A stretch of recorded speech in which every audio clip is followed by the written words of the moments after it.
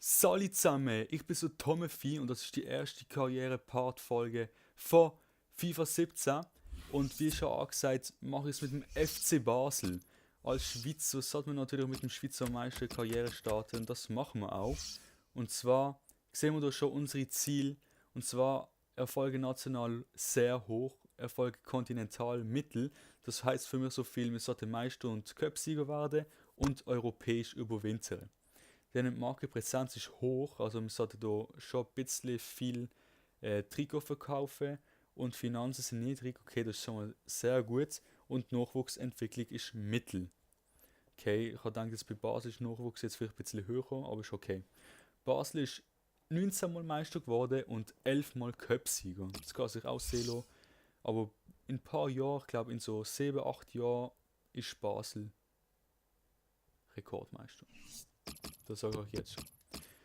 So, wir heißen natürlich Tommy, so wie auch der Kanalname Tommy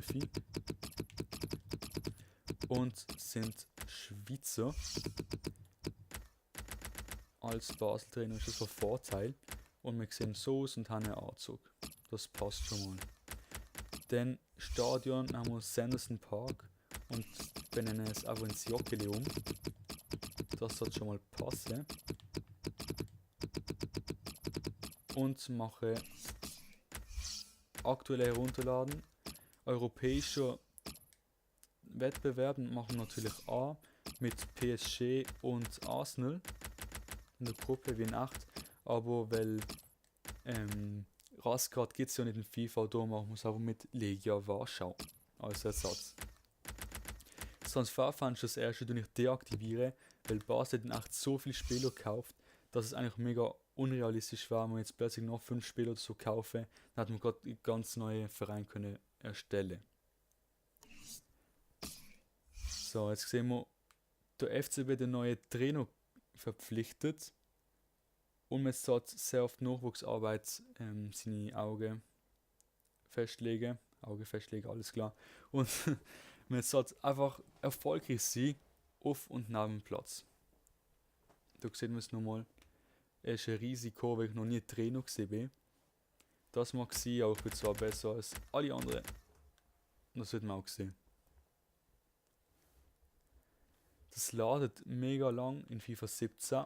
Und da sehen wir noch die Meldung Dani Alves von Barca zur Juve mit 33 Jahren. Und als nächstes kommt die Meldung, dass so Gündogan gewechselt ist für 54 Millionen. Abwarten, kommt gerade. Und es kommt wirklich.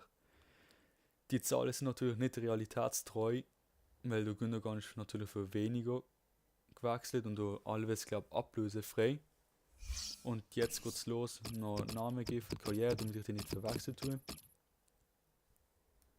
Und dann sehen wir auch schon die ersten Mails. Nein, man sieht noch den Cup. Und da haben wir ein paar Angebote und ich würde sagen, wir gehen auch ins Deutsche, weil da bekommen wir am meisten Geld, somit auch am meisten Prestige und mein Gegner wie Werder Bremen, Hannover, Sunderland, Newcastle und ich glaube das ist Rubin Kazan, ich weiß nicht ganz genau. Und dann sehen wir auch schon die ersten Mails jetzt. Im International Cup müssen wir natürlich gut abschneiden, damit wir auch ein bisschen Geld einkassieren. Dann Trikotverkäufe 10 Millionen. Das ist schon mega happig. Und was noch? Unsere Ziele, das schauen wir dann nachher noch an. Der erste Scout-Bericht ist da. Das interessiert uns aber noch nicht, das müssen wir noch löschen. Und ein Scout möchte sich vorstellen. Da schauen wir jetzt mal Ziel an. Wir sollten Europa League Qualifikation schaffen und Champions League Gruppenphase erreichen. Okay, das macht für mich nicht so viel Sinn, weil wenn wir Meister werden, was auch ein Ziel ist, oder? Ja, da, Meister werden, sind wir direkt in der Champions League. Wie sollten wir denn in der Europa League kommen? Vielleicht wird das dann als nicht erreicht gewertet. Von dem habe ich ein bisschen Schiss. Jetzt ist fast mein Kopfhörer rausgefallen. Einen Moment bitte. Oh. So. Und Nachwuchsentwicklung. Ein Jugendspieler verpflichten und 10 Spiele spielen lassen und 4 Spieler Wir sollten ein Goalie, Verteidiger, Mittelfeldspieler und Stürmer verpflichten. Okay. Das ist auch happig. Okay. Und verpflichte einen wichtigen Spieler für die erste Mannschaft. Okay, mein Problem, weil ich habe ja das Transferfenster abgestellt. Wie soll man den Spieler kaufen? Außer im Winter. Und vielleicht zählt es ja für 2 Jahre, dann ist es okay, können wir im Sommer einen holen, weil der Dumbia schon nur mehr ausgelehnt. Das heißt, wir müssen einen holen. Und 2 Millionen Umsatz mit Trikotverkäufen ist auch okay. Und das ist bekannt. Dann ein Double holen und einen Gewinn von insgesamt 10 Millionen machen. Okay, das sollte man auch schaffen. Dann machen wir als nächstes gerade Scouts. Da wird uns gerade durch Konaté vorgeschlagen. Okay, Polen, Frankreich ist vielleicht nicht gerade so interessant. Durch mal andere in Österreich und Schweden. Basel hat ja in 8 sehr viele nordische Spieler. Vielleicht können wir die Tradition weiterführen. Und wo können wir noch einen anschicken? Nach Deutschland ist vielleicht gerade gut. Deutschland nach Deutschland. Und jetzt haben wir nochmal einen, da schicke ich auch mal nach Holland. Da sind immer viele Talente. Und der Boetius ist auch von dort gekommen. Den Auftrag will ich auch gerade anderen löschen. Und zwar in 16 bis 22 oder 23 Jahren. Mit dem Attribut vielversprechend, damit wir da ein paar Talente finden. Wenn wir irgendwas Spezifisches noch brauchen, kann ich das immer noch nachher suchen. Das haben wir noch ein Jahr oder so Zeit. Denn ein Scout ist unterwegs, das ist sehr schön. Dann machen wir den Jugend-Scout auch noch gerade. Ich hoffe, eine gute. Dann haben wir 4-3, ist zwar nicht so gut, aber ich nehme jetzt aber mal. Ich hoffe, dass wir da noch eine bessere bekommen. Nein, wir bekommen nicht. Dann warte ich lieber noch einen Tag oder so. Und schicke das schon mal in die Schweiz. Und ich habe eigentlich eine mega gute Idee. Oder ich tue das jetzt einfach gerade abladen. Nein, das war mega dumm. Ich schicke einfach in die Schweiz für 6 Monate. Und na, da warte ich lieber noch einen Tag. Weil ich habe mir überlegt, ich schicke einfach so einen Scout nach Ägypten. Weil Basel hat ja schon ganz viele Jugendspieler von dort geholt. Also ganz viele, 3 Stück. Da Hamoudi, da Salah und El Neni. 2 davon sind ja für 33 Millionen insgesamt gewechselt. Da Hamoudi haben sie jetzt gerade vor ein paar Wochen den Vertrag aufgelöst. Aber Salah und El Neni können sich sehen. Denn was können wir gerade noch machen? Wir können hier unsere Mannschaft anschauen. Und zwar würde ich sagen, den wir den Pianason als Delgado-Ersatz einsetzen und dann kommt hier der Boetius an. Delgado ist okay, dann Janko als fixer Stammstürmer, damit wir den Dumbia einwechseln als Joker. Dann Zufi Chaka passt schon mal. Chaka wird mit Seredier ersetzt und Zufi mit dem Franzson, so als Sechser und du als Achter. Und sonst stimmt alles schon. Wir müssen noch die Bankposition machen. Mit den Spielern, die auch sonst eingewechselt werden. Genau. Und hier der Yunusi. So, jetzt sehen wir nämlich noch die Reserve. Und da haben wir nämlich ein kleines Problem. Nämlich, Basel hat hier 3 Jugendspieler, die in 8 eigentlich wirklich talentiert sind. Das Problem ist, der Kanji, mega lang verletzt, Kreuzbandriss, hat darum in FIFA nicht so eine gute Bewertung und natürlich darum auch nicht so ein gutes Potenzial.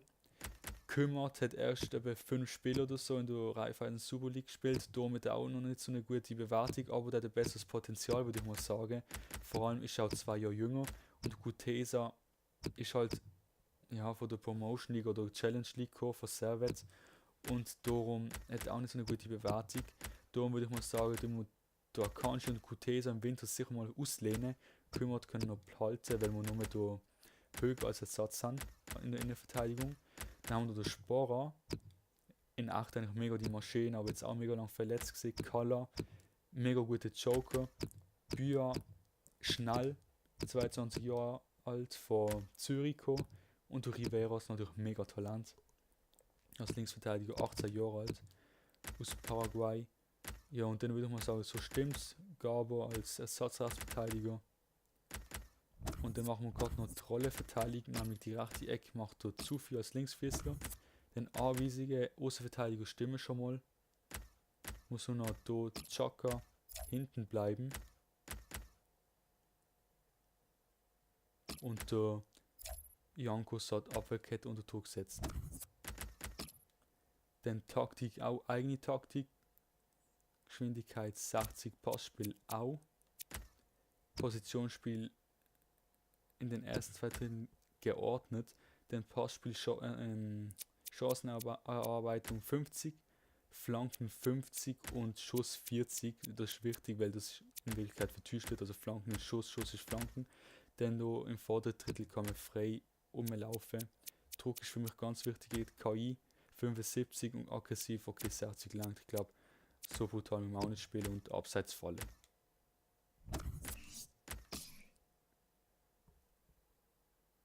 Dann würde ich mal sagen, machen wir noch gerade eine zweite Aufstellung.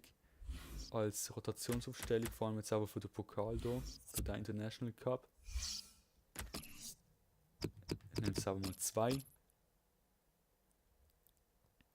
Und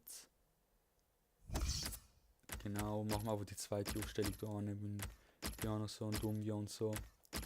Carlo rechts, links Elinussi, Seredie und Franzon. Durch Suchi lasse ich mal den als einziger und der Watschlik auch. Obwohl der Watschlik, ja doch, da lasse ich mal den, sonst vergesse ich das, wenn wir die Liga mal so spielen. Und dann haben wir hier auf der Bank der Bia mit Sparer kümmert und der Kutese lassen wir mal so. Dann passt das schon mal so. Und dann können wir auch schon das erste Training machen und dann das erste Spiel. Also wir simulieren es einfach.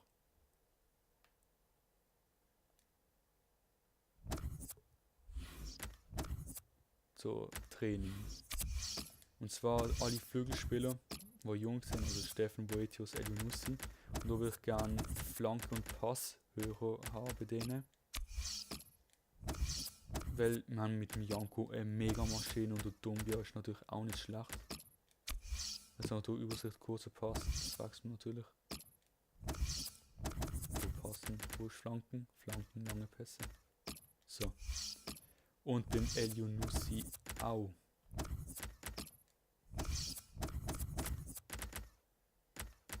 Der verbessert sich schon mal, wenn er es gut macht.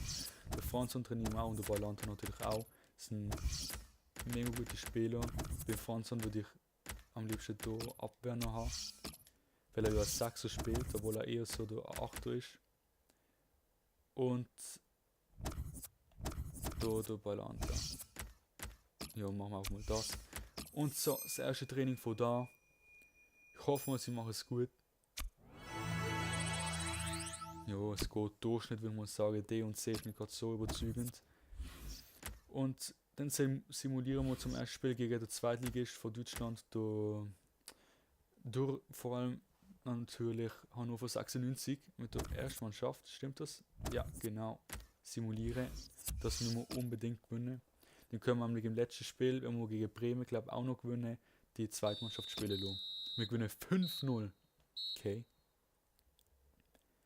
5-0, 4-mal der Steffen, einmal Boetius. Das ist mega krass. Dann trainieren wir gerade nochmal. Genau das gleiche. Und diesmal sollte sie besser trainieren. Ja, und der Elinussi trainiert sehr gut. Verbessert sich schon mal, aber der Boetius sehr schlecht. Okay. So. Dann simulieren wir bis zum Spiel gegen Rubin Kazan, also der 8K. Und der Riveros will spielen. Okay, ist jetzt nicht gerade so optimal, aber ich mache es einfach mal. Weil sonst ist er mad auf mich und das will ich auch nicht. Schon im ersten Spiel, nach dem zweiten Spiel. Und ich kann noch etwas machen gerade. Mir fällt es aber nicht ein. Und da machen wir es einfach gerade das zweite Spiel hinterher. Simulieren. Ich denke, es wird jetzt knapper, wenn nicht sogar unentschieden.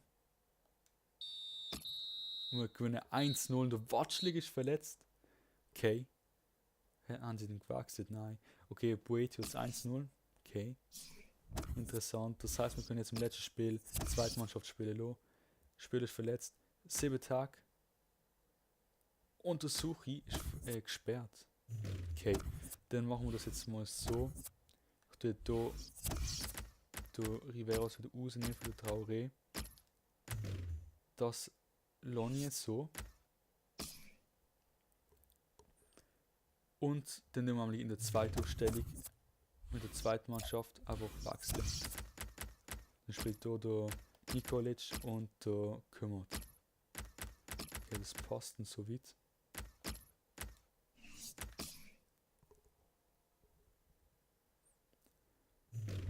Und ich glaube sogar, weil wir hier in der Schweiz spielen, haben wir ja mehr Spiel und davor die Saison direkt da. Ja, also wenn wir jetzt hier weiterkommen, ist hier das Halbfinale und das Finale und dann direkt gegen Luzern und GC Match. Okay, das ist richtig hart. Und in der Champions League geht es dann auch heiß her. St. Gallen, PSG, Sion, St. Gallen, Arsenal innerhalb von 2,5 Wochen. Das wird mega hart.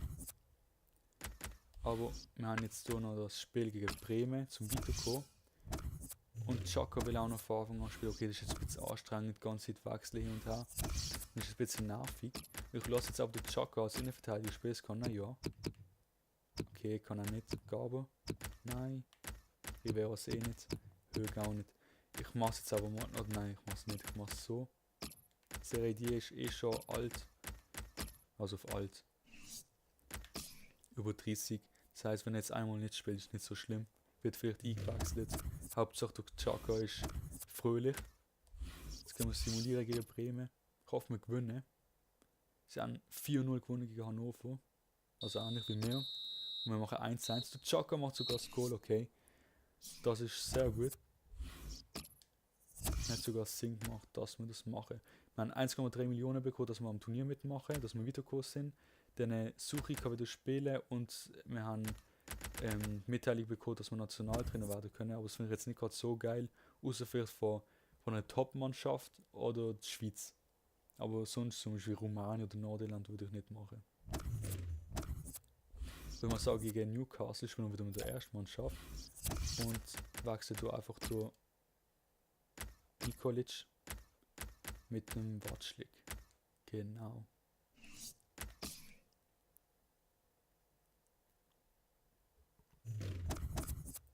Das ladet immer so lange, FIFA 17. So, und jetzt haben wir den Match gegen Newcastle. Und wenn jetzt die Spieler kaputt sind, lassen wir im nächsten Spiel einfach Zweitmannschaft spielen. Wenn wir überhaupt weiterkommen. Sunderland hat gegen Ingolstadt verloren, okay. Und wir gewinnen 1-0 im Halbfinale. Dumbia, wo eingewechselt wird, macht das Goal. Seridier und El Younousi war auch eingewechselt. Und so damit würde ich sagen, gegen Bremen im Finale tun wir wieder ein bisschen rotieren. Wir loben unsere Mannschaft. Oh scheiße, jetzt haben wir Bremen gelobt. Egal. Bremen ist meine Lieblingsmannschaft von der Bundesliga, von daher ist es nicht so schlimm. 3 Millionen für das, dass wir ins Finalkurs sind. Sehr schön. Und da trainieren wir wieder die gleiche. Weil da gehen jetzt, wenn sie gut trainieren, kann der Balanta sich extrem verbessern. Steffen auch. El Younousi auch. Franz und Boetius auch. Also wirklich alle. Und so sieht es auch aus. Der Boetius und Steffen fast vor Entwicklung. So. Jetzt sind wir hier. Sollen wir noch wechseln? Ich weiß nicht. Nein, ich glaube, wir lernen es mal jetzt so. Und ich sollte einfach mal spielen und gewinnen. Und jetzt hätte ich können noch den Jugendscout machen. Genau, das ist das, was ich Vater machen und vergessen habe. Und wir verlieren 2-0 im Finale. Das ist jetzt nicht so bitter. Ich meine, wir haben das Hinspiel gewonnen. Finale, okay. So viel zählt das ja auch nicht. Die Pressekonferenz vom Erstspiel gegen Luzern, da könnten wir Itten motivieren oder loben, aber da ist nicht in der Startaufstellung.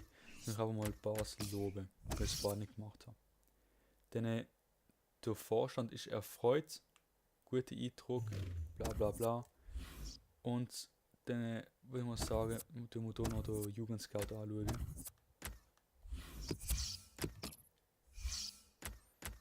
Und da haben wir jetzt natürlich einen guten Österreicher gefunden. Der Österreicher, den wir jetzt ein bisschen auf und schicken nach Ägypten. Hat ein bisschen warm oder so, aber ist uns egal. Jetzt könnte ich auch noch mal einen schicken, aber ich wüsste nicht, wo an. Und darum lasse ich das mal.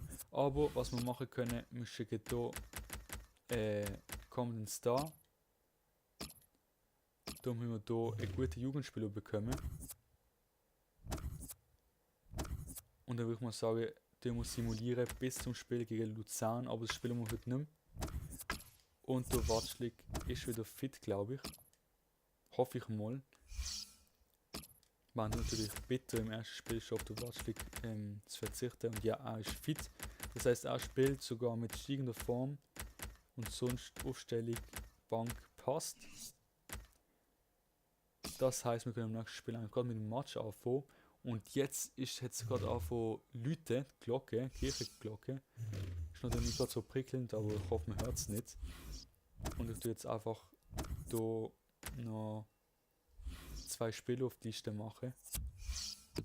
Und zwar der Alexander Isak von AEK Solna. Der Typ ist 17, erst gerade geworden, der ist eigentlich 16.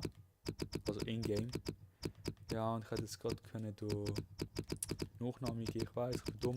Da 16 Jahre alt in-game. Ich weiß jetzt nicht, wie stark er ist oder was für Potenzial er hat. Da steht, zeigt großes Potenzial, 1,90 Meter mit 16.